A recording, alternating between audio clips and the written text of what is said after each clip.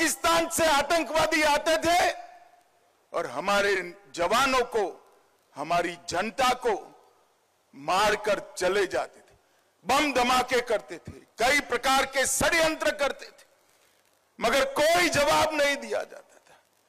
नरेंद्र मोदी जी ने जब से शपथ ली तब से 3 बड़े हमले हुए। पहला हमला उरी में हुआ, दूसरा हमला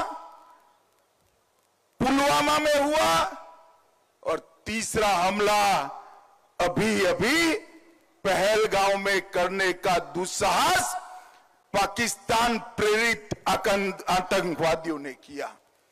मगर मित्रों, मोदी जी ने हर हमले का जवाब इतनी मक्कमता से दिया है कि आज पूरी दुनिया आश्चर्यचकित होकर देख रही है और पाकिस्तान भयभीत होकर उसका अनुभव कर रहा है। जब उरी में हमला हुआ, सर्जिकल स्ट्राइक कर एक प्रतीकात्मक जवाब दिया गया। पुलवामा में हमला हुआ, एयर स्ट्राइक कर चेतावनी दी गई, मगर ये सुधरे नहीं। पहलगांव में हमला किया, इस बार ऑपरेशन सिंदूर से उनके हेडक्वार्टर्स को नेस्त नाबूद कर रख दिया। और दुनिया भर के सुरक्षा से जुड़े हुए पंडित ऑपरेशन सिंदूर का जब एनालिसिस करने लगते हैं तो आश्चर्यचकित हो जाते हैं। मित्रों, आज मैं बड़े गर्व से कहने आया हूं, पहलगांव के हमले का बदला जैसे मोहम्मद और लश्कर-ए तोयबा के हेडक्वार्टर को जमीन दोस्त कर मिट्टी में मिलाकर लिया गया। पाकिस्तानी आतंकवादियों ने हमारे नागरिकों पर, हमारे यात्रियों पर, निहत्थे लोगों का धर्म पूछकर, परिवारों के सामने, बच्चों के सामने कायराना हत्या की, नृशंस हत्या की। और भारत ने जवाब तो जरूर दिया, मगर जवाब भी भारत के संस्कार के हिसाब से दिया। हमने जैसे मोहम्मद और लश्कर-ए तोयबा के हेडक्वार्टर उड़ा दिए और 9 ऐसे ठिकाने जहां आतंकवादी तैयार किए जाते थे, ट्रेन किए जाते थे, हथियार छिपाए जाते थे, भारत में घुसाने का कैंप बना था। उसको ध्वस्त करने का काम भारत की वीर सेना ने किया। और पीओके में मुजफ्फराबाद, कोटली, भावलपुर, मुरीद के पाकिस्तान की सीमा में 100 किलोमीटर अंदर जाकर हमारी सेना ने आतंकवादियों को जवाब देने का काम किया है। 100 किलोमीटर अंदर कई सारे अंतरराष्ट्रीय आतंकी घटनाओं के सरगना सियालकोट कैंप और कई सारे कैंपों में छिपे बैठे थे, वो सबको हमारे बम के धमाकों की गूंज ने स्पष्ट संदेश भेजा है कि भारत की जनता के साथ अगर किसी भी प्रकार का दुर्व्यवहार किया गया, आतंकी घटना की गई, तो उसका जवाब दुगने जोश के साथ दिया जाएगा। और मित्रों, जब हमने सिर्फ आतंकी हमलों पर ही, आतंकी अड्डों पर ही हमला किया था, फिर भी 8 तारीख को पाकिस्तान की सेना ने हमारी निर्दोष जनता पर कच्छ से लेकर कश्मीर तक पूरी पश्चिमी सीमा पर हमला करने का दुस्साहस किया।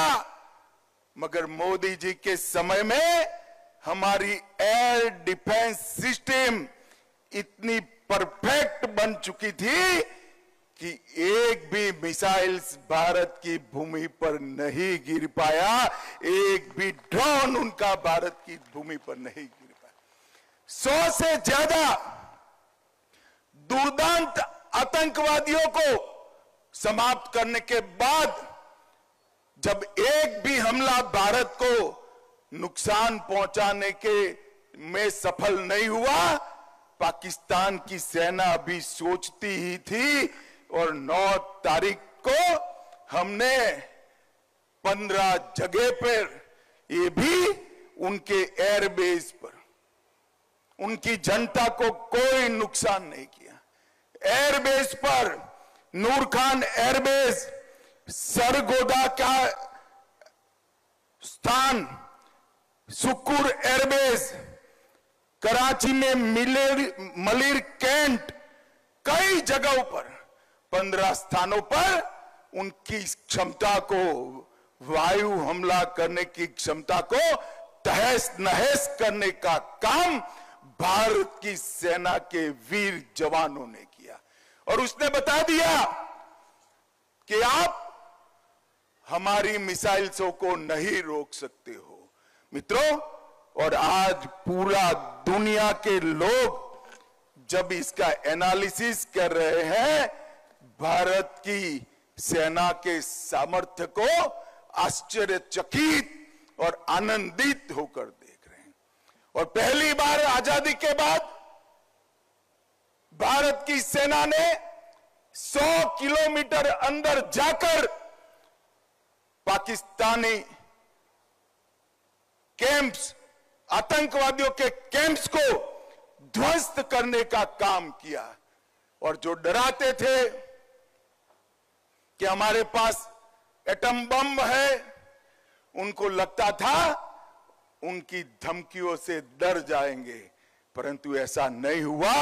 हमारे वायुसेना, थल सेना, जल सेना, तीनों सेनाओं ने ईंट का जवाब पत्थर से देने का काम किया।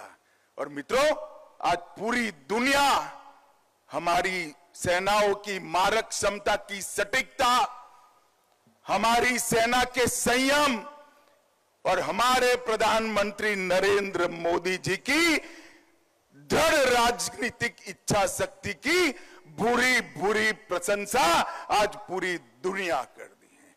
और आज मैं इस मंच से तीनों सेना के जवानों को, भारत की जनता और विशेषकर मेरे गांधीनगर लोकसभा क्षेत्र की जनता की ओर से मन पूर्वक सलाम करना चाहता हूं कि आपकी वीरता से हम सबका मस्तक गर्व से ऊंचा हुआ है। और हम सब के लिए एक और गर्व का विषय है कि गुजरात के ही सपूत, भारत माता के सपूत, गुजरात और पूरे देश की जनता इस विषय पर भी गर्व कर रही है कि एक ऐसा नेता भारत माता की कोख से जन्मा, जिसने भारत माता के मस्तक को ऊंचा करने का काम किया, देश को सुरक्षित करने का काम किया। और भाइयों बहनों, जब तक दुनिया में मिलिट्री ऑपरेशंस की चर्चा होती रहेगी, ये ऑपरेशन सिंदूर की भी चर्चा होगी। और ऑपरेशन सिंदूर, इसका नामकरण स्वयं प्रधानमंत्री ने किया, जो हमारी माताओं बहनों के सम्मान में किया। सिंदूर का सम्मान ये भारत का संस्कार है। ये दुनिया के सभी लोगों को एक साथ समाचार देने का काम ऑपरेशन का नाम सिंदूर रखने से ही हो गया। और वो सभी परिवारों को एक प्रकार से जो उनकी नुकसान हुआ उसकी तो भरपाई नहीं हो सकती, परंतु मोदी जी ने जो बिहार में वादा किया था, हम इसका बदला जरूर लेंगे, आतंकवादियों को मिट्टी में मिला देंगे, वो वादा उन्होंने जरूर पूरा कर दिया। मित्रों, फिर से एक बार मैं तीनों सेनाओं के जवान, इनके मुखिया और प्रधानमंत्री नरेंद्र मोदी जी को पूरे गांधीनगर क्षेत्र की लोक जनता की ओर से ढेर ढेर सारी बधाई देना चाहता हूं कि आपके इस कदम से पूरा देश गर्वान्वित हुआ है।